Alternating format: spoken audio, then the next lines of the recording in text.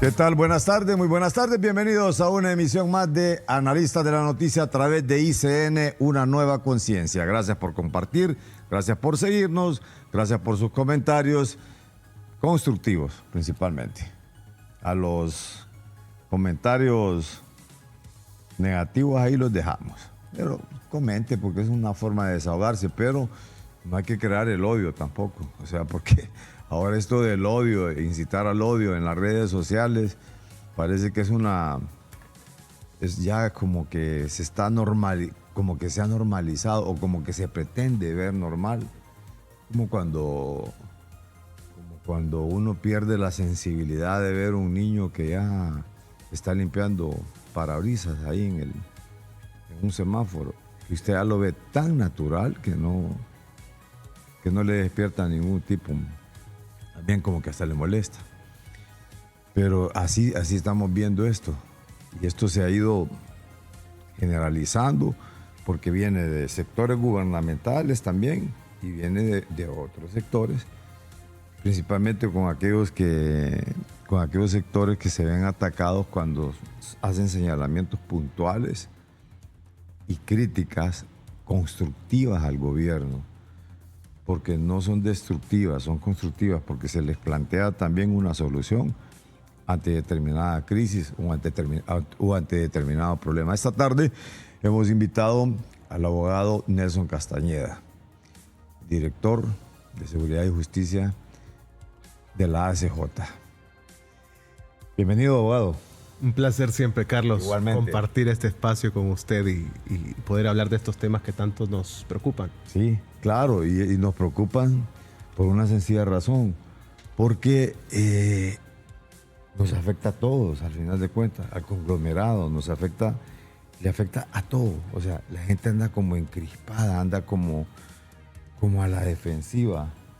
Hay, bueno, si usted ve todas en las redes, cómo se pelean la gente con que suena el pito, el claxon, como le quiera llamar. La gente está agresiva. No, es que la sociedad ahorita está convulsionada y usted hace una reflexión brutal ahorita. Se están naturalizando muchas cosas negativas en el país. Oye, el tema de seguridad. Ahora ya es normal saber que en la colonia, en el barrio que usted vive, está controlado por una mara, una pandilla. Es normal. Eso ya las autoridades lo han dicho. Nosotros lo sabemos. Usted sabe que ahora tiene que ver para todos lados antes de salir de su casa, al entrar de su casa, porque sabe que en cualquier momento le puede pasar algo. Entonces, estamos viviendo una etapa ahorita, bueno, que esto no es de ahora tampoco, ¿verdad? Tampoco podemos ser tan hipócritas en obviar que este gobierno no es el culpable de la inseguridad, sino que esto es una herencia de años, pero que también ha sido permitida porque hemos naturalizado la violencia en el país. Se ha permitido que la violencia sea parte de nuestro diario vivir y pues esos son los resultados que estamos viviendo actualmente, Carlos. Y es el irrespeto a la institucionalidad también. Eso genera, y si viene de la esfera del poder, de la esfera que gobierna, eso es peor todavía, porque eso lo vuelve usted como... Es permitido porque lo hacen ellos. Pues, o sea, pero es que el respeto se gana, Carlos. El respeto se gana. Y si las instituciones se han mantenido débiles por tanto tiempo, pues obviamente el crimen organizado saca provecho de eso. Mire, es terrible vivir en un país con un alto grado de impunidad. Es terrible vivir en un país donde la extorsión está arriba del 93%. Y cuando uno le mete la cifra oscura, es casi el 99%. Porque la gente... En su mayoría, el que está ligado con el tema del comercio, le va a decir que le afecta el tema de la extorsión. El tema de los femicidios, el tema de los homicidios, la percepción de la gente. Entonces, lamentablemente, esa debilidad ha permitido que las instituciones pierdan ese respeto, pierdan esa autoridad sobre la ciudadanía. Y, obviamente, de esto se aprovechan estos grupos criminales que día con día se van fortaleciendo aún más. Desplazamientos forzados. Sí. O sea, y también algunas preocupaciones por defensores de derechos humanos que han denunciado la existencia de escuadrones de la muerte también en el país. Sí. Y eso sí es delicado porque no sé si en algún momento la ciudadanía va a buscar defenderse a sus propios medios, pues, o sea, Y esto es lo delicado. O sea, ¿por qué no hay autoridad? Sí. No, y mire estos fenómenos que están resurgiendo, como lo que usted dice, estas desapariciones. Junio rompió récord con más de 30 desapariciones. Situación que obviamente cala directamente a la ciudadanía. Pues, o sea, imagínese usted el pensar como un padre, como una madre, de que el día de hoy sale su hijo a la universidad, al colegio, y que hay una posibilidad de que no regrese. Entonces, ¿y qué hacer? ¿Tendrá la capacidad las autoridades de darle una respuesta inmediata? Mire, escuchaba yo hace poco, antes usted, si un familiar se reportaba desaparecido, usted le decían que tenía que esperar 24 horas. Ahora dicen, no, se suspende esa disposición y en cuanto usted considere que la persona ha desaparecido y no le responde, vaya a poner la denuncia. Entonces, pero eso porque antes no le agarraban la denuncia. Eso es desorden, eso es estrategias improvisadas producto de una falta de política, producto de una falta de coherencia, producto de una falta de estudio de las situaciones que están ocurriendo en el país.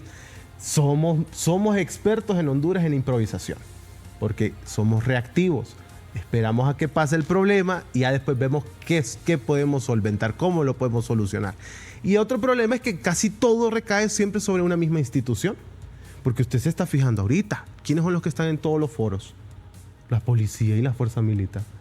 Pero mire usted si está el Ministerio Público del Poder Judicial también dando la cara, o la Comisión Nacional de Banquiseguros, el CONATEL, en el tema de la extorsión. Sí. Entonces, esas malas decisiones, esas estrategias improvisadas, no le están haciendo nada bien al gobierno. Mire, y la gente no olvida, Carlos, en ciertos aspectos. El año pasado, recuerde, se destituyó un ministro de Seguridad. Y se destituyó y le dieron oportunidades. Yo recuerdo la presidenta en su Twitter en aquel momento decía, les di todo. Les di dinero, les di la administración de las cárceles, les di todo lo que me pidieron. ¿Y dónde están los resultados? ¿Por qué? ¿Se acuerda que en los primeros 5 meses del 2023 cuántas masacres se reportaron? Claro. Y las masacres impactan en la gente porque son muertes múltiples. Ahí son bandas criminales que ejecutan estas acciones.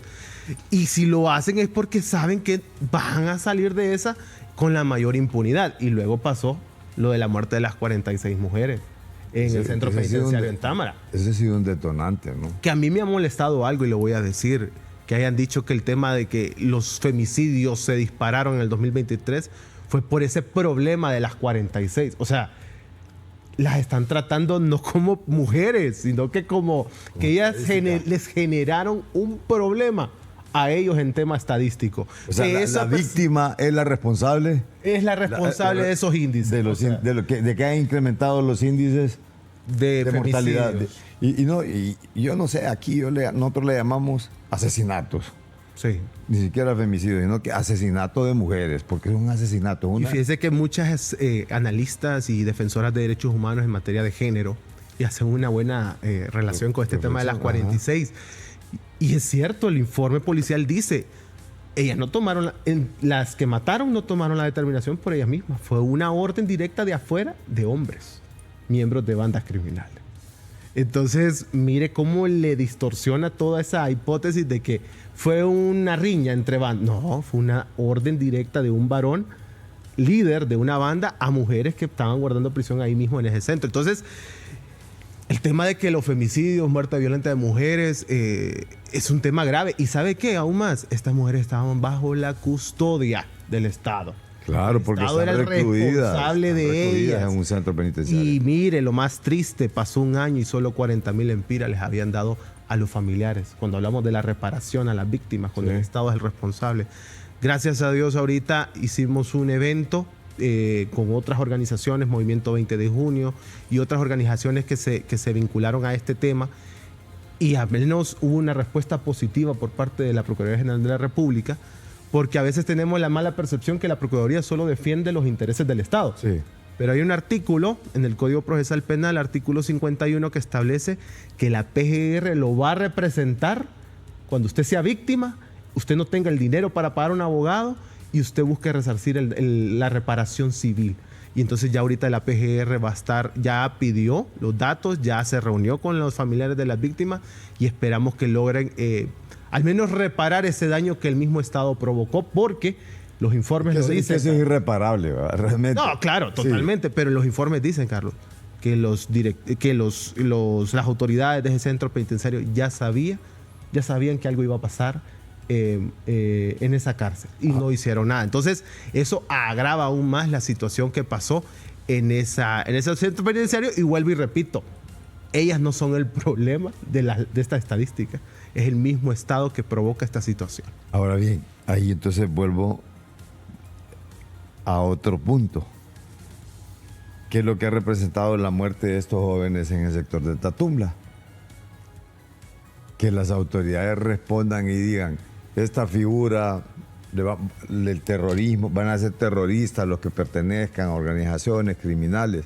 O sea, eso es una respuesta como quien dice, dispararon los índices de criminalidad en las mujeres, ese hecho de la muerte en las cárceles.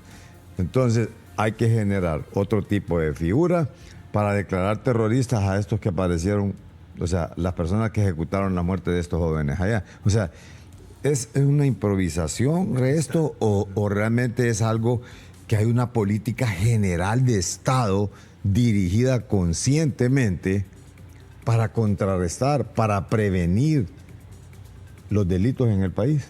Dice que ese caso de los jóvenes del Mirador de Oriente que venían de Residencial Honduras es un excelente caso de estudio, un caso clínico para entender qué es lo que estamos viviendo actualmente. En primer lugar, mire la facilidad con la cual privaron ilegalmente de la libertad de estos muchachos. Una facilidad brutal. Seguramente alguien vio, pero la gente sabe en el lugar que si denuncia, hay mucha fuga de información. La gente no denuncia cuando esa es su propia zona, porque saben que esas zonas están controladas, en primer lugar. Por eso es que ahí la prevención reprobada. No hay prevención. ¿Cómo hay prevención? Cuando hay una buena cultura de denuncia, porque usted previene. Si alguien hubiera denunciado inmediatamente, le aseguro que esos 5 muchachos posiblemente se hubiera logrado que no los asesinaran. Pero ese es un problema serio. En Honduras somos reactivos, no preventivos. Y eso las mismas autoridades de la policía lo reconocen. Nosotros actuamos cuando pasa porque no tenemos una política que entendamos nosotros cuál es el protocolo o con qué recursos contamos para prevenir el delito. En segundo lugar, este tema de los 5 muchachos, ¿verdad? Genera una preocupación muy alta porque vemos una efectividad, puedo decirlo, cuando son casos mediáticos. Pero ¿qué pasa con aquellos casos que no son mediáticos? Y que no trascienden. Que no trascienden. Sí. Y que son más delicados muchas veces. Exacto, pero como se volvió... Mira el rol de los medios de comunicación también, ¿verdad? Cuando son mediáticos, cuando son de impacto, vemos un desplazamiento brutal, ¿verdad? De todas las fuerzas del orden. ¿Se podría ir hasta show? No. Mire, no quisiera decir eso porque al final hay capturados, pero... O sea, siento que las autoridades tienen la capacidad. Uno lo percibe cuando es mediático y vemos que el día siguiente ya dicen, o el mismo día ya hay capturados.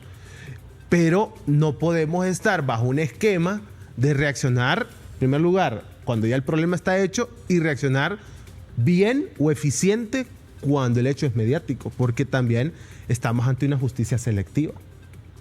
¿Me explico? Sí. Caso Angie Peña. El show mediático que se dio. ¿Y a dónde está? Y a dónde está. Pero el desplazamiento, la operatividad. O sea que sí hay capacidad otro de caso respuesta. Clínico, mire, otro caso clínico, porque en Roatán, ¿qué es lo que se determinó? Que en Roatán no hay un brazo investigativo eficiente. De aquí trasladaron peritos, investigadores, policías. Todos se lo llevaron de aquí. ¿Y qué pasa en Roatán entonces? ¿Quiénes están asignados en Roatán? ¿Cuál es la capacidad de la policía del MP en Roatán? Interesante para que todos lo hayan llevado de acá. Y lo dijo la viceministra de la policía. Ahorita estamos desplazando, dijo, investigadores, peritos, especialistas. Laboratorios, dijo. Y lo que más me preocupó, Ministerio Público, estamos desplazando fiscales. Ahí hay una fiscalía.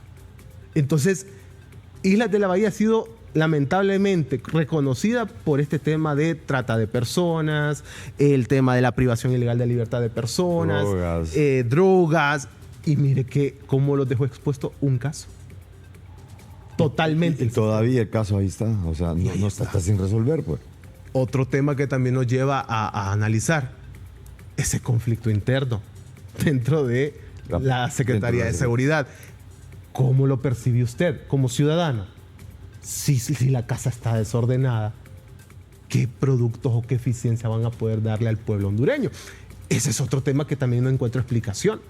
¿Cómo después de casi un año seguimos bajo un esquema de que dos máximas autoridades de una misma institución se siguen, ¿verdad? No se ponen de desautorizando, ¿verdad? Es increíble. O sea, escuchar a una viceministra en un foro decir las deficiencias de su institución y luego a la máxima autoridad desautorizar y atacar directamente a esta persona en vez de buscar una solución y empezar a que ese vehículo funcione. De sentarse, a dialogar.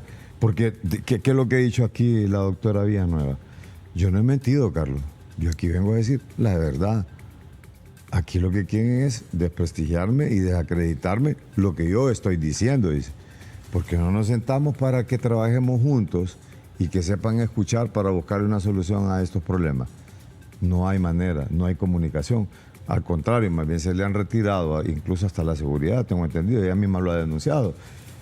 No, tengo entendido que fue todo su personal, especialista, administrativo. Pero ya la seguridad no está a manos de la policía, de ella. ¿Es de Fuerzas Armadas? Sí. Ah, bueno. Entonces la policía le retiró la seguridad. Entonces, ve, o sea, ¿y esto en qué abona? A la delincuencia. O sea, ¿qué es lo que le vende? Claro, ¿Qué es lo que le vende y estos conflictos, Carlos, al final quien lo aplaude es el crimen organizado. Por eso le digo aquí. Ellos son los mayores beneficiados. Mire, ellos son los mayores beneficiados ante un sistema débil de investigación criminal. Usted pregúntese, ¿cuántos casos son exitosos en lavado de activos en Honduras? Pregúnteselo, pídaselo al Ministerio Público, al Poder Judicial. Es triste que un delito como el lavado de activos, que es crucial para la desarticulación de bandas criminales, esto es histórico. ¿Usted se acuerda de las mafias, de Al Capone y todo? Sí. ¿Cómo eran ellos, cómo desarticulaban esas bandas? Cuando le seguían el flujo del dinero. Usted quítele el recurso al crimen organizado, usted lo desbarata, pero lamentablemente la policía no tiene la capacidad porque quien dirige esa investigación es un especialista, es un perito. Y quien dirige esa investigación es el fiscal. Pero cuando uno le pregunta al fiscal cómo es su relación con la policía investigativa, mala. ¿Y por qué? Porque no logramos coordinarnos. Ellos quieren por su lado, nosotros tenemos nuestro criterio. Entonces, hay descoordinación interna en las instituciones y hay descoordinación externa, intrainstitucional, ¿verdad? Sí. Que al final, lo vuelvo y lo repito, quien lo aplaude, quien lo celebra es el crimen organizado. Y mire, usted le pregúntele al fiscal Luis Javier Santos, ¿cuántos buenos casos él tiene ahí en Uferco? Pero ¿qué es lo que le puede decir él? Sí, yo tengo todas cuartos de cajas con documentos y le podría decir con documentos y pruebas y todo. Pero ¿y si él no tiene peritos financieros? Entonces, ¿quién va a...? Porque ese es un trabajo brutal, ¿no? El tema de agarrar cajas y cajas con documentos. Entonces, ¿cómo podemos...? Pero los resultados... ¿Cómo puede dar resultados el MP, la policía, si no se tiene ese recurso necesario? ¿Verdad? Entonces, y mire, ahorita yo se lo decía al director de la policía, yo no estoy en contra de esos resultados que usted está hoy detallando. Más de 10,000 allanamientos, 33,000 capturas, ¿qué más? Decomisos de vehículos, armas y todo. Y esto en el marco de los estados de excepción. Sí, y que mire, y le digo yo, pero director, el problema no es usted. El problema es que a usted le están dando una orden y le están diciendo ejecute esas acciones en el marco de esta medida del estado de excepción. Sí. Pero nosotros ya lo advertimos, y no solo nosotros, porque es lo que quisimos dar a entenderle. No es ASJ que se lo está advirtiendo, son instancias internacionales. Naciones Unidas, el Alto Comisionado, el CONADE, incluso diputados del Congreso Nacional que son parte del gobierno de turno, diciendo hay decretos que no fueron ratificados o publicados en tiempo y forma, por lo tanto, esos decretos y todas las acciones que ejecutaron en el marco de ese decreto pueden acarrear vicios de nulidad. ¿Eso quién le va a favorecer al final? A las personas detenidas. Los defensores van a apelar bajo esa situación, bajo esa premisa. Entonces, ¿cuántos recursos se ha ido, Carlos, en todos esos operativos? Sí, ¿Cuántos esfuerzos se ha hecho? Y al final... Y realmente coincide con los resultados, o sea, es justificable el monto, la partida presupuestaria que se ha destinado para estos estados que han sido cuestionados también, porque han habido abusos también dentro de esto. Se cometen abusos. Sí, y es que, miren, históricamente, otra vez, el otro día estaba en un foro y mencionaban aquella época oscura. Sí. Usted puede ayudar mejor ahí con el tema del DIN. Sí, no, y hay una época que... Un departamento de investigación que operaba con todas las libertades. Sí. ¿Qué pasó? ¿Qué provocó eso? ¿Cuál fue ese rechazo que hubo hacia esa forma de impartir justicia? Y ahí es donde quería hacerle una pregunta, y acá dice que me había escapado, pero ahorita ya que me recordó, mire, y usted trae a colación el tema de las desapariciones, pero eso se dio en la década de los 80, nada más que con otro matiz. Claro. Con un matiz de entre el 16, con un matiz político, ideológico. Claro. ¿Cierto? Sí. Pero en este momento, ¿qué matices tiene esas desapariciones? Porque son mucho más masivas. Sí. Las desapariciones. Allá he dado unas desapariciones por goteo, ¿va? Sí. Y selectivas. Aquí no entendemos por qué se ha regresado a una época sin nada más que yo le quito el matiz político porque no veo algo así de connotación política, de que pudiese haber sido secuestrado y luego desaparecido y posteriormente asesinado. Es que fíjense que yo traigo ese ejemplo no porque esté sucediendo así como ocurrió en aquel momento, sino ¿por qué se dejó de hacer así? ¿Por qué empezamos a bloquear ese poder absoluto de ciertas instituciones para evitar caer nuevamente en esa situación, en esas épocas oscuras? Es que la historia para eso sirve, para no cometer los errores del pasado. Y entonces... Y predecir el futuro. Mire, yo le hago una pregunta. Sí. Estamos ahorita bajo un estado de excepción. ¿A qué vamos ahorita próximamente? A épocas electorales. Sí. Entonces se quiere evitar con ello que se tome esa medida después como una herramienta para coartar ciertos derechos que no están vinculados con el tema de la criminalidad. Eso es lo porque recuerde, el estado de excepción es general. Pero no es que solo es como, o sea, eso le puede abarcar a cualquiera. Entonces, no estoy diciendo que va a pasar, no estoy diciendo que está pasando, no estoy acusando a ninguna autoridad. Pero tampoco está diciendo que van a haber elecciones transparentes. Espero que sí las haya. Pero yo escucho ciertos miembros políticos activamente que están hablando ya de violencia. Y ahí han salido varios que hablaban de usar machetes. A propósito, ahí exactamente vamos a insertar qué es lo que ha dicho y que le han pedido a la presidenta, porque es el caso de Mario Moncada, que es hermano de Rixi Moncada, un funcionario. Son situaciones que no se deben de... Está ofreciendo machete. Exacto. A otro grupo político. Y alguien hacía cierta analogía, o sea, es decir...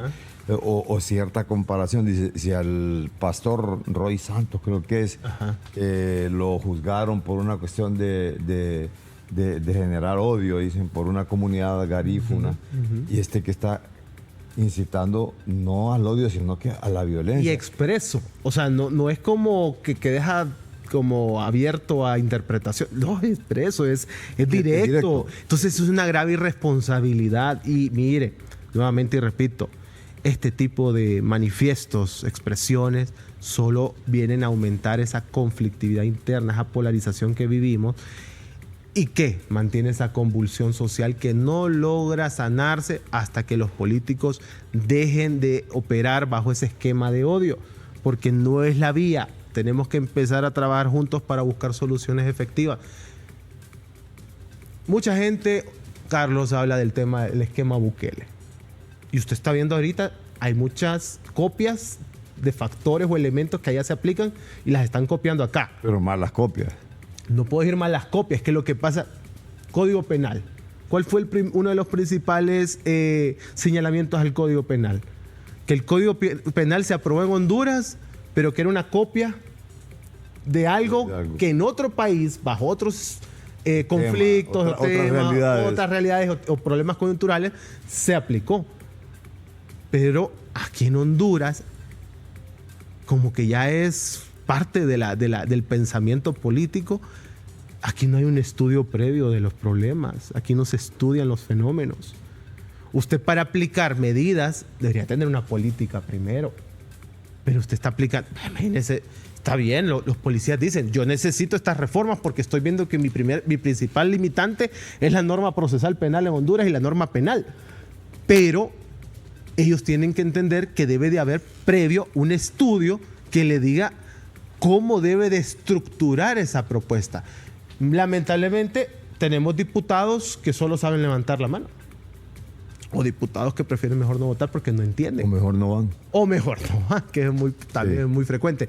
Entonces, si se van a aplicar, porque sí se necesitan medidas contundentes. Mire, estamos en una guerra silenciosa. Sí. La cantidad de muertes que se registran en Honduras son equiparables a una guerra. Y así ha sido siempre en este tema de la inseguridad en el país. Pero no podemos solo copiar a lo que a otro país le ha funcionado, pero tenemos que tener el contexto del otro país. ¿Qué ha pasado con Bukele? Bukele, ¿cómo ha logrado que esas medidas se implementen? Bukele tiene totalmente controlado los 3 poderes del Estado. Y eso le ha permitido a él ejecutar esas acciones. Pero equipare usted la cantidad de violaciones de derechos humanos que se reportan en El Salvador. Así es. La gente dice, bueno, pero está teniendo los resultados. Exacto. Es como cuando usted justifica y dice, fíjate que está robando, pero está haciendo algo, dice la gente. Algo así. O sea, que viole los derechos humanos, pero la gente está tranquila. En El Salvador se puede andar tranquilamente, ya puede andar toda la noche y no pasa nada. Ah, pero si usted tiene un tatuaje, mi hermano, usted se va preso. Ahí está. Ajá, entonces, a cuenta. O sea, ¿el fin justifica los medios? Es la pregunta siempre que se hacen los únicos medios de comunicación que quedan en El Salvador. Es lo de Maquiavelo. Exacto. Entonces, es prudente vivir así. O sea, otra cosa, miren, en El Salvador, casi todas las personas que están en oposición en El Salvador o personas que piensan en El Salvador dicen, Bukele, uno de sus éxitos fue la negociación con estas bandas. Si no hubiese negociado, era imposible que Bukele lo hubiera sí. Pero dígame usted, ¿cuándo ha funcionado que usted haga negociaciones con el crimen? No. Eso no funciona. Porque usted tiene que dar algo a cambio. Se le va a caer algo. Entonces puede ser que lo de Bukele ahorita esté funcionando, pero no sabemos si estamos frente a una posible bomba de tiempo que después estalle y le perjudique severamente. Ojalá que no vaya a suceder este tipo de cosas aquí, pero quedó pendiente lo de Mario Moncada, que a ver si producción lo coloca, porque también necesitamos escuchar al ministro cuando ya se justifica qué número de estado de excepción llevo. Yo ya perdí la cuenta, creo que va como el 10. Abril era 12, mayo 13, bueno, yo creo que vamos 14. 14 estados de excepción. O sea que hemos permanecido o vivido en un estado de excepción total durante prácticamente. Y mire, bueno, con usted estuve cuando hablamos con Joaquín, ¿se acuerda? Sí, exacto. ¿Y qué le decía Joaquín? Me preocupa, dice Joaquín, que, bueno, en primer lugar lo que hemos dicho, se ha desnaturalizado la medida, es ilegal, pero la cantidad de denuncias y quejas que se han presentado por abusos de autoridad y violaciones de derechos humanos, 110 de ellas por mujeres y 32 en el marco de allanamientos ilegales. Entonces, mire, yo siento que la policía, Ministerio Público, Poder Judicial tienen la capacidad para dar buenos resultados sin necesidad de suspender derechos y garantías. tienen la capacidad para estar dando esas respuestas que tanto se esperan, o las respuestas que están dando ahorita, pero no se puede seguir manteniendo que el estado de excepción es un éxito o que da ese éxito. El estado de excepción, ¿cómo lo define la Constitución? Para solventar una crisis grave en el país. Entonces me dice, lo que yo entiendo, percibo de lo que dicen nuestras autoridades es que por más de, ya llevamos creo 560 días, un cálculo así, 560 días, me dicen que no han podido solventar una crisis. ¿Qué clase entonces de gerentes tenemos nosotros en las instituciones que me dicen que en 560 días no han podido solventar? Se solventó primero el COVID en el país. Entonces, sí, es necesario, vuelvo y repito, medidas contundentes. Pero la gente no puede renunciar a sus derechos y garantías, Carlos. Sí. Son derechos y garantías constitucionales, defendidas y protegidas por los tratados y convenios a los que Honduras está suscrito. Eso es lo que deben de comprender. El estado de excepción no se debe de continuar desnaturalizando. Nos va a generar un grave problema que al final, como se lo dije la vez pasada, ¿quién lo va a terminar pagando los platos rotos? Nosotros mismos. Ahora bien, ¿esto es un capricho o es que no hay una capacidad de respuesta de política de seguridad ya con un lineamiento completo para atacar el crimen? ¿O realmente qué es lo que está pasando? Pero esto me lo contesta después de esta breve pausa, porque también vamos a ver qué es lo que ha dicho el ministro de los resultados, qué ha dejado el estado de excepción y también, finalmente, esto que se vuelve tan natural y tan normal, estas peleas y esta apatía por parte que hay diversos sectores y le dicen, no hay que construir esa cárcel en Islas del Cine. Pero se empeñan y dicen, la cárcel va porque va y va. Entonces, todo este tipo de situaciones, no hay consensos. La gente dice, el gobierno se empeña y dice, esto es lo que va porque nosotros estamos mandando y esto es lo que sigue y punto. Realmente, esto ayuda a contrarrestar la delincuencia. Al retorno. Bien, retomamos el diálogo esta tarde con el abogado Nelson Castañeda. Abogado, quedaron algunas preguntas en el tintero. Es decir, vemos diferentes sectores oponiéndose a esto de la cárcel del Cisne, pero ya se pusieron de acuerdo todas las autoridades y eso va. Por un lado. Lo otro es los resultados del estado de excepción que plantea el ministro, que ya lo vamos a ver, y estas campañas de odio que se generan en las redes sociales y que son... para usted, ¿qué medidas se le pueden aplicar a un funcionario de la administración que hace ese tipo de señalamiento? Y no solo eso, ese tipo de incitación, ¿verdad? Porque ya no solamente es al odio, como dice usted, sino que ya es actuar. En el caso de Mario Moncada, vamos a verlo en este momento. Coordinadores de los colectivos, los habitantes de estas 4 aldeas, cuando los políticos que representen a esa bandera rojo, blanco, rojo, lleguen a sus aldeas a pedir el voto, lo que tienen que tener en mano es un guarizama, para pegarles una cachimbiada a cada uno de ellos, los jóvenes sobre...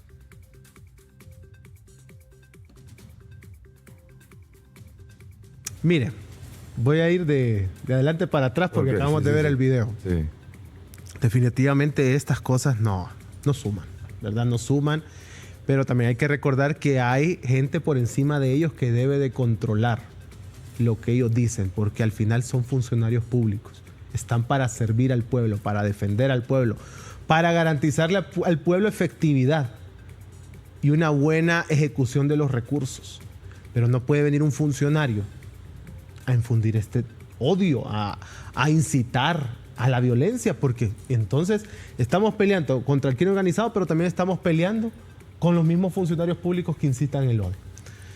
Aquí, pues, un llamado, ¿verdad?, a la presidenta de la República, quien es la que debe de poner en orden todo lo que sus funcionarios seleccionados por ella en estos puestos importantes del gobierno, tomar determinaciones contundentes ella también.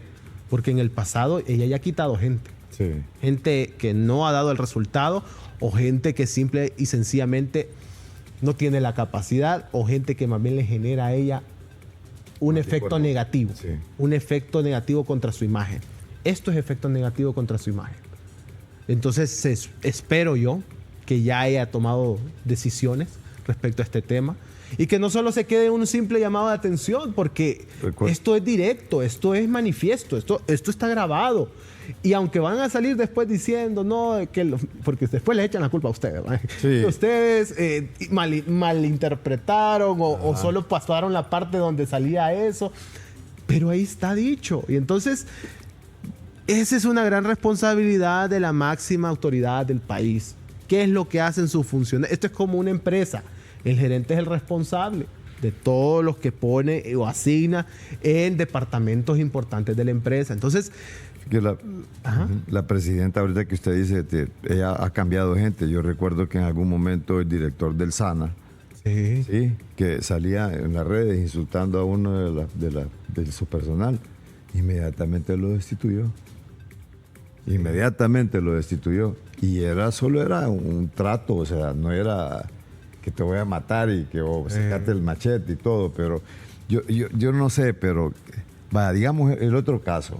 Veamos lo del ministro. ¿Por qué el ministro cuestiona a defensores de derechos humanos cuando le dicen, no, sí, el ministro ya sabía desde el día lunes que desde que capturaron a esta gente no hubo una respuesta inmediata para detectar dónde estaban los cadáveres, porque dijo que se iba a afectar un evento político y eso le ha causado serios problemas a este defensor de derechos humanos, que tenga sus problemas, que no sé, ahora le han sacado un montón de cosas que no sé si realmente son ciertas, y si son ciertas, pues que también no sé por qué se las sacan hasta ahora también, pues es decir, si alguien debe algo, que lo pague. Sí. O sea, ¿me entiendes? Si usted ha cometido un delito, ¿por qué no lo haga? O sea, ¿por qué no lo aplicaron, pues? Yo leí ahí que era una denuncia, no voy a hablar mucho de eso porque la verdad no me he empapado, pero como del 2022, o sea, mire cómo dejan en evidencia, cuando son temas políticos ellos mismos se dejan en evidencia. Del 2022 dicen que estaba y en pleno 2 años después es que aparecen ya las investigaciones y días después de haber él hecho una denuncia. No estoy diciendo que la denuncia de él es falsa o es verdadera, no me consta. Sí, yo no puedo determinar eso porque no tengo pruebas, pero la sensación, la percepción y los comentarios de la gente es, ok, lo que usted dice, si es culpable está bien, que le presenten requerimientos, si hay pruebas, que lo detengan y que lo judicialicen y que le respeten su debido proceso, su derecho a la defensa e inocencia y que se pueda defender. Pero se ve muy mal que se haga de esa manera en el tiempo que se hizo. Entonces, más la coyuntura. ¿Cuál es el mensaje que queda, verdad? Miren lo que le decía yo la otra vez en un foro con el caso del norte, del Tela. Sí. Pasaron hasta 5 veces en ese programa un video de cuando están matando a uno de ellos.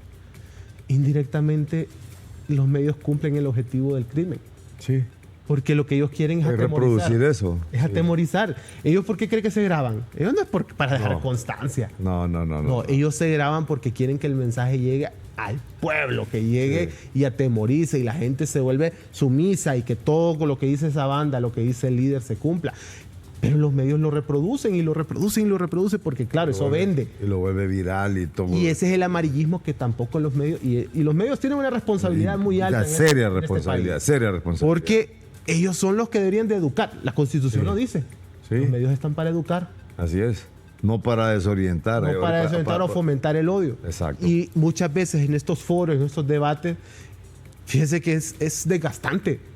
Porque uno como sociedad civil, o al menos en lo personal, yo no estoy presto para estar en un debate donde uno tiene que gritar para que se escuche. O sea, eso no es debate, ¿verdad? Y creo que muchos medios se prestan a eso porque es lo que vende.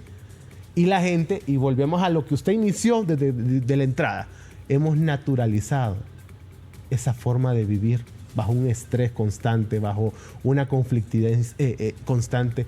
El hondureño ya está acostumbrado a que cuando abre su celular o ve su celular en la mañana, sabe que lo primero que va a haber es un conflicto o un asesinato o algo malo con el gobierno. Entonces, estamos entrando... Y si sabe que no lo encuentra, lo busca. Lo busca. Cabal. Sí. O ya su algoritmo en Twitter o en Facebook ya le busca a usted lo que es crimen o lo que es negativo. Que es lo que anda buscando porque siempre. ya sabe que usted, ese es su interés. Ese es su consumo. Entonces, eso es lo que le han vendido, eso es lo que le han dado. Pero eso es lo que nosotros hemos permitido que nos vendan. También. Que ese también es una responsabilidad también de la sociedad.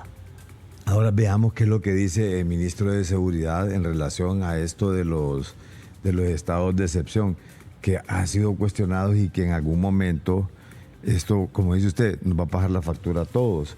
Y no sabemos si esto también está perjudicando la llegada de una CICIG, la llegada de... O sea, hay un montón de situaciones que porque sí. hay denuncias de violaciones de derechos humanos, hay denuncias de todo tipo que se cometen. Aquí mismo me decía me hacía un comentario una persona que labora aquí, que dice que en su barrio llegan y abren la puerta a la fuerza y entran. Entonces él le dice, sale otra persona y le dice, disculpe, pero este barrio no está dentro del estado de excepción, del perímetro del estado de excepción. Entonces voy a proceder en contra de ustedes. Pero se imagina, porque hay una persona que sale y le dice, y de repente es un profesional del derecho, entonces tienen cierto temor. Pero de lo contrario, se meten en cualquier lado. Y yo he escuchado en algunos medios, Carlos, incluso que muchas autoridades, tal vez no de la máxima autoridad, pero de escala media alta, que dicen que para evitar ellos, porque mire que ni ellos mismos le tienen tanta seguridad a ese tema del estado de excepción, dicen que prefieren convalidar los allanamientos, que prefieren hacerlos como dice la ley. Ajá. ¿Por qué pasa eso? Porque ellos no tienen esa seguridad de que lo que se está aplicando es correcto, porque ellos lo interpretan de que no es correcto.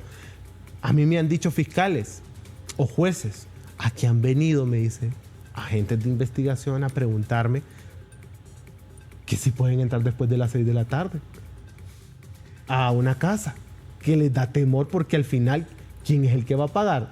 No va a ser la policía, la institución. Va a ser esa persona directamente, porque a la persona que se le meten a la casa, ¿a quién va a denunciar? No es a la policía, es al que está viendo el nombre ahí. Ahí es. Al Sánchez, sí. Al Rodríguez. Sí, al ella lleva nombre y apellido. Entonces, esa persona se metió a mi casa. Entonces, ¿qué va a hacer el Ministerio Público? Proceder en contra de él. Hay una fiscalía de que persigue a los funcionarios públicos que incurren en ese tipo de delitos. Ahí lo van a perseguir a él, porque él accionó. Él se va a querer amparar, no es que estoy en estado de excepción. Pero mire, cuando este estado de excepción, vuelvo y repito, yo que parejemos loras, es ilegal, se ha desnaturalizado, etcétera, etcétera. Hasta que no empecemos a ver esas situaciones críticas, donde vamos a ver oficiales, investigadores que estén siendo capturados, que estén siendo, o que se les presente requerimiento fiscal por este tipo de hechos, ahí se van a dar cuenta de lo que tanto se advirtió, no solo a SJ, Carlos, que les advirtió instancias internacionales, como la Comisión Interamericana de Derechos Humanos, como se los advirtió la Oficina del Alto Comisionado. Sí. Se lo advirtieron mismos analistas que son parte o que promueven, ¿verdad?, afines al gobierno. Sí. Lo han dicho. Entonces, usted mencionaba dos cosas, capricho o desconocimiento. Y yo creo que hay una combinación peligrosa de ambos, porque yo no he visto que el Ministerio Público salga diciendo acuerpamos el estado de excepción. Yo no he visto una Corte Suprema de Justicia diciendo acuerpamos el estado de excepción. Claro, porque ellos son estudiosos del derecho y ellos no podrían venir a decir si lo acuerpamos sabiendo de que tiene vicios de nulidad. Entonces, ojo con eso. Sobre los resultados que ha dejado el estado de excepción, tenemos al ministro de Seguridad. Nosotros seguimos trabajando en eso, pero eso es, digamos, la excepción.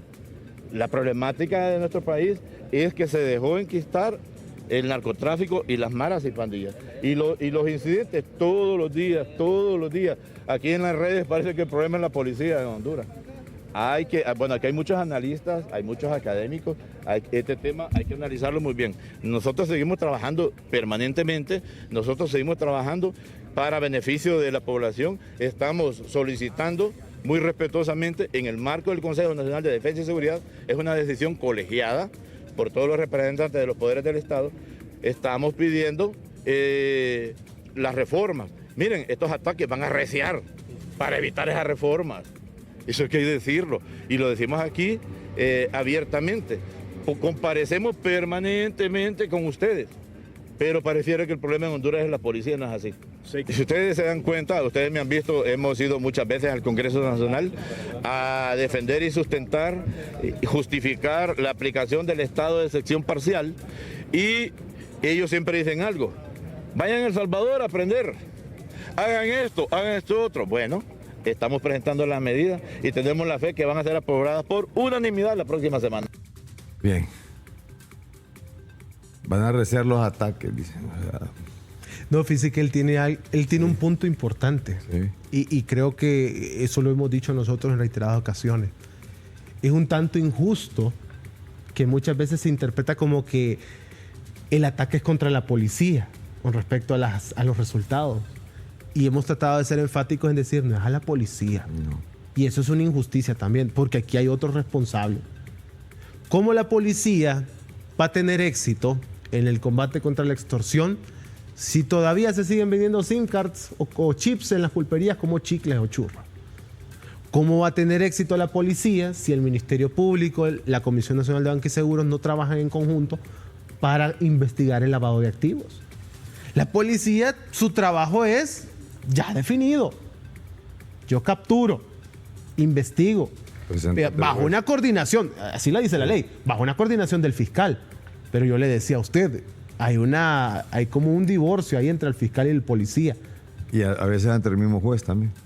También. Y entonces, aunque haya mucha voluntad, como lo dice el ministro, que también hay que recordar que el ministro solo tiene un año, ¿verdad?, en el ejercicio de sus funciones, también es un tanto difícil, ¿verdad?, sí, poder dar resultados en un corto plazo. Y más con lo que pasó con el anterior, que fue destituido por los malos resultados. Entonces, estamos ante una bola de nieve que ha venido creciendo y creciendo y creciendo, y ya nos está impactando, ya este tema se está volviendo incontrolable. Mire, otro tema. Una de las promesas de campaña, vamos a desmilitarizar el sistema de seguridad. Pero no es posible, Carlos. Porque como le dije al principio, estamos en una guerra silenciosa. ¿Cómo usted saca del tablero a las Fuerzas Armadas cuando la policía sola no puede dar resultados? Usted los necesita. Mire, ahorita yo estaba viendo un foro antes de venir. Estaba el coronel Muñoz. Y estaba hasta sorprendido el presentador porque muchos mensajes positivos para el coronel Muñoz por el trabajo que están haciendo en el tema de las cárceles. Sí. Claro, porque las cárceles es un desorden. Las cárceles son centros de operaciones. Pero siguen saliendo las llamadas de las cárceles. Mire, es que también hay algo que olvidamos, Carlos. Usted recuerde que no son angelitos los que están ahí adentro. No, claro que no. Son personas que están día con día pensando cómo buscar. Está lleno de inocentes, decía un amigo. Anda a preguntarle. Sí, inocentes. Sí. Esas personas están todos los días pensando en cómo vamos a delinquir, cómo vamos a continuar con nuestra misión. Nuestro accionar, o sea, nuestro objetivo. Usted no lo va a ver sentado viendo al cielo, esperando a ver que se cumpla su condena. Ellos están pensando en cómo sobrevivir allá adentro también. Entonces, esa debilidad del Instituto Nacional Penitenciario, esa debilidad de todo nuestro sistema penitenciario requería de una medida contundente. Claro, preocupa, porque también se está dependiendo mucho de las Fuerzas Armadas por la falta de eficacia, por la falta de soluciones integrales para fortalecer los demás elementos. Pero ahí me pregunto, y discúlpeme que lo interrumpa, ¿y el Consejo de Defensa y Seguridad, entonces, si se toman medidas colegiadas, dónde está esa conjugación de elementos, de instituciones, como usted señala? Un chip lo compran en una pulpería. O sea, siguen saliendo llamadas de allá. O sea, el juez no se pone de acuerdo con la policía, con el fiscal con la policía, y existe siempre problemas entre el engranaje más alto de la policía, y no hay nadie que se siente, sino que todo el mundo está hablando por su lado. Eso no abona en nada. Y por eso le digo, no podemos caer en la irresponsabilidad de solo juzgar una institución. Y siempre se lo he dicho yo cuando estoy en foros. Y a la policía le cae porque es la que está de frente. Porque es la que da la cara. Exacto. Yo lo que le decía ayer al director, al director de la policía, es que ustedes son los únicos valientes que están en los foros. Nadie más viene aquí a defenderse. No. Mire usted con lo de... Vale, le voy a dar un ejemplo. Con este tema de los chips y SIM cards. Sí. ¿Sabe que eso se viene mencionando desde aquel plan del 2022? No, Le digo ahorita con este gobierno. Yo escuché a Russell Tomé decir desde allá, desde el primer gobierno Imagínese. de Manuel Zelaya Rosales, desde allá. Entonces, O sea, pero yo le hago referencia a este gobierno 2022, ahí salió en el plan, ahí decía, ¿ves? Para el control de la venta de la SIM card y todo para combatir la extorsión. Y hasta ahorita el 2024 escucho que ya lo vamos a implementar. O sea, ¿y qué pasó de 2022 para acá? ¿Qué tanto se tuvieron que tardar o qué tanto hicieron para una ley que en otros países ya existe para controlar la venta de estas SIM card y estos chips? Ahora he visto también, yo le decía la otra vez a usted, me preocupa que ahora hasta tarjetas de débito sí. sin nombre, sin número, sin nada, vacías para usted poder mover dinero. Las billeteras electrónicas también. Sí. La otra vez yo escuchaba un dato, en una billetera electrónica, en una investigación encontraron que se movieron más de 9 millones de lempiras. Y no aparece nada. En el teléfono no le aparece nombre ni nada, ni apellido ni nada. No solo la pasa. Exacto. Y ya entra. Entonces, es como que le facilita la debilidad del gobierno, la debilidad de exigir al gobierno a las empresas, le facilita la vida al criminal. Y eso es lo que dice el ministro. Ahí es donde está la dificultad, porque la vara está bastante alta. Pero siempre lo he dicho, ¿eh? Si fuese fácil, cualquiera lo haría. Entonces ahí donde pero ellos también, donde hay colusión también. Donde ellos también tienen que entender que la gente espera mucho de nuestros funcionarios. Ellos lo prometieron. Ellos prometieron que este país iba a cambiar. Entonces, acuérdese, si usted promete que usted va a cambiar, tiene que cumplir. Como que le prometa, porque si no, ¿cuál va a ser la peor afectación? La decepción. Exacto. El desencanto. El desencanto, claro. Entonces ahí es donde tienen ellos una alta responsabilidad. Hay otras cosas. Fíjese que parece que no se escucharan los diferentes sectores. O sea, le dicen, fíjese que no, porque esto aquí está malo. Pero no, las cosas se hacen. En el caso de la defensa de esto último, del nepotismo, usted ve cómo se justifica el nepotismo como tal. Y eso conlleva, lo decía también ayer el propio Andrés Pavón, esto conlleva a actos de impunidad, a cometer abusos dentro de la administración pública. Y esto es un acto de corrupción. Pero no, ¿qué hacen? Matar al mensajero, pero no cuestionan el mensaje como usted, ACJ lo ha hecho también. Están cuestionando cifras, están cuestionando todo esto. No les cuestionan las cifras, no les cuestionan esto. No cuestionan los índices de impunidad. Cuestionan que no dijeron nada en la narcodictadura. Sí. Entonces ahí es donde se pierde la memoria histórica. De acuerdo. Si usted va y revisa, y dice usted, no, hombre, aquí había señalamientos también. En su momento hubo señalamientos.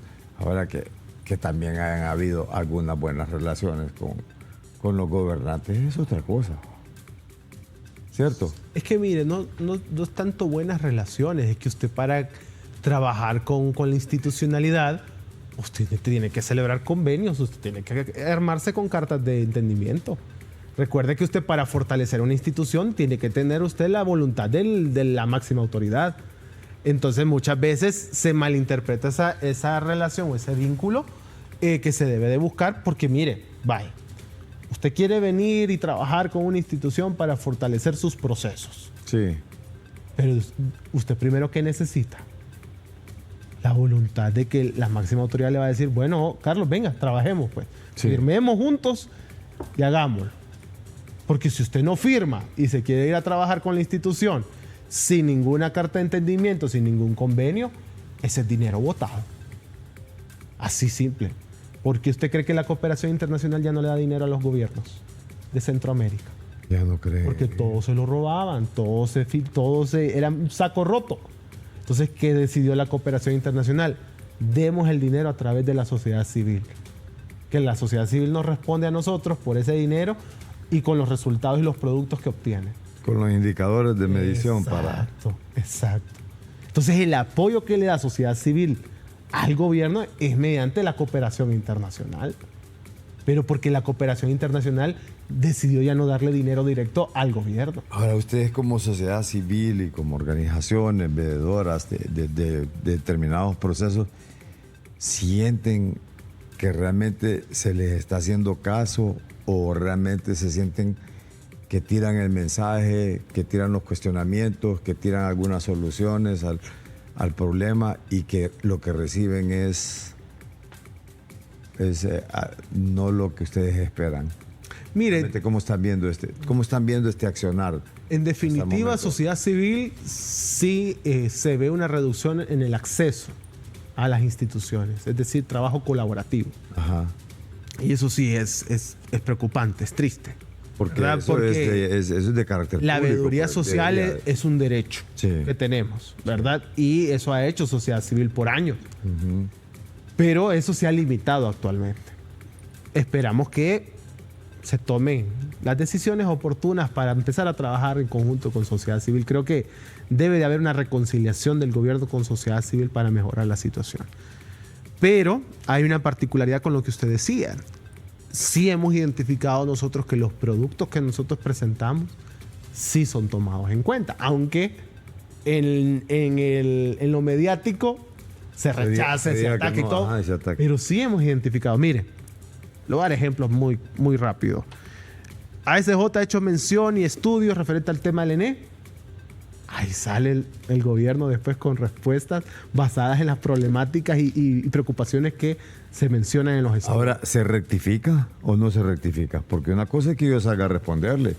Digamos, en este caso de las adendas. No, pero responden con planes. Porque mire lo de las adendas. Yo no estoy en ese tema, pero usted ya lo mencionó. Las adendas se iban a aprobar sin llevarse al Congreso Nacional. ASJ lo advirtió al COEP, lo advirtieron otras organizaciones. Y mire dónde están ahorita. ¿Y qué han dicho los diputados? Vamos a revisar una por una en aras de la transparencia y rendición de cuentas. Eso es positivo, eso es incidencia. Ahora, ¿se va a cumplir? Esperamos.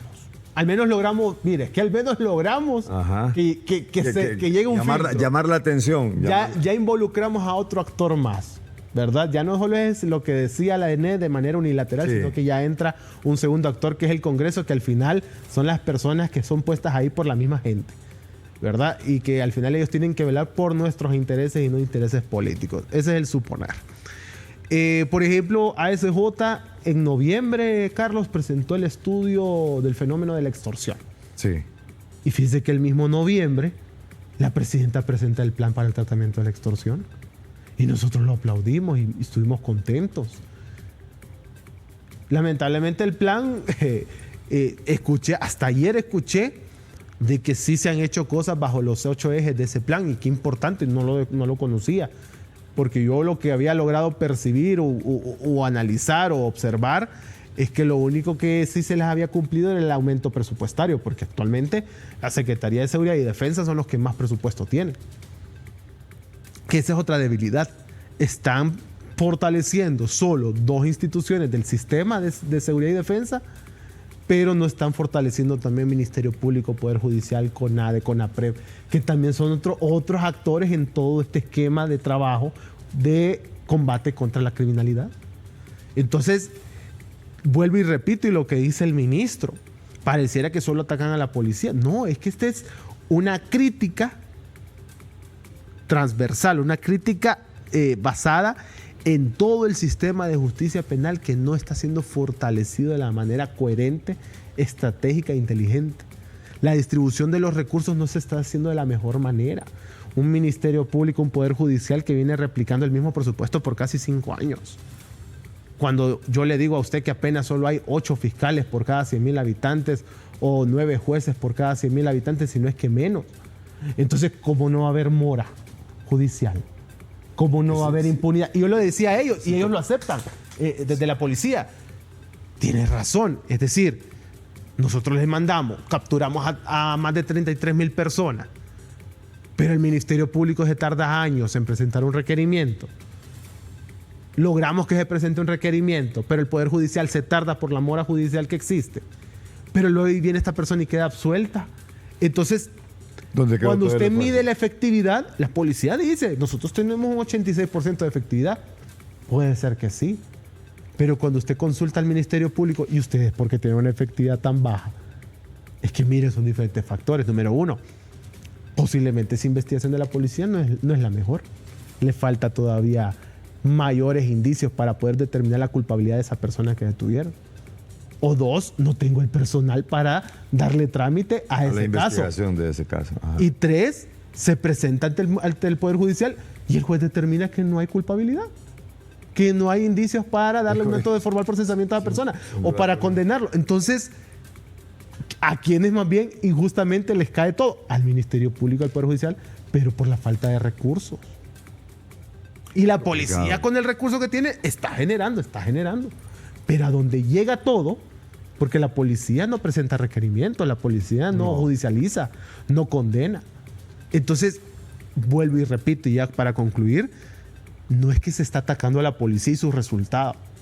Es todo el sistema de justicia penal que se está deteriorando y está entrando en una etapa donde no está dando los resultados esperados. Entonces, por mucho que capture la policía, de nada va a servir si a esta estrategia no se adhiere el Ministerio Público, el Poder Judicial y las demás instancias que hemos mencionado. ¿Cree que va a cambiar esto? Finalmente. Es que debe de cambiar. Debe de cambiar. La responsabilidad la tiene el Estado. Pero a corto, mediano, largo plazo. Mire, lo que se exige es que sea corto. Y a mediano y a largo plazo, porque debe de ser sostenible. Pero, ojo, se espera que dos cosas, espero yo, del gobierno. Que estos nuevos planes que mencionen, estrategias, se basen en dos factores importantes. La primera, la determinación, Carlos. Sí. Si no hay determinación, no lo van a lograr. Una determinación de que se va a cumplir lo que se está diciendo.